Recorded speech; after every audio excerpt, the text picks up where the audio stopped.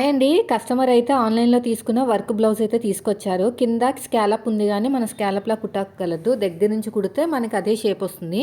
అయితే ఇక్కడ కర్వ్ తిరిగిన చోట మిగిలిన క్లాత్ ఉంటుంది గదా! మన హ్యాండ్ కర్వ్ ఎలా ఉంటుందో అలా కట్ చేస్తే ఈ క్లాత్ మిగులుతుంది గదా! దీనికి సైడ్‌కి అతుకులు వేసుకోవాలని చాలా సార్లు చెప్తూ ఉంటాను కదా! చాలా మందికి తెలియట్లేదండి.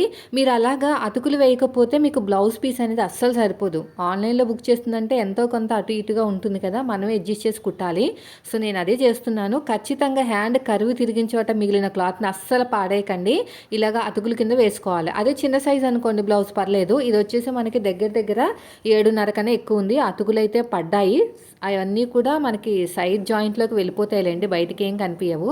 ఇలా నేను చూపించినట్టు అతుకులు వేసుకొని ఒక టాప్ స్టిచ్ వేసేసుకోండి. ఇక్కడ ఒక టిప్ మిస్ అవ్వకండి. హ్యాండ్ లూజ్ దగ్గర కరెక్ట్‌గా పెట్టుకోండి. మనకి ఎంతైతే ఖర్చు కావాలో ఒక స్కేల్ తోటైనా మార్కింగ్ వేసుకోండి. మీకు అంతగా తెలియకపోతే ఇలా క్రాస్‌గా కట్ చేసుకొని ఇక్కడ ఈక్వల్‌గా ఉండాలి. అప్పుడే మీకు ప్లస్ గుర్తు అనేది వస్తది. ఇలా నీట్‌గా రెడీ చేసుకోకపోతే హ్యాండ్ దగ్గర ప్లస్ గుర్తు అయితే రాదు. టిప్ నచ్చితే మాత్రం ఖచ్చితంగా లైక్ చేయండి. Thank you for watching.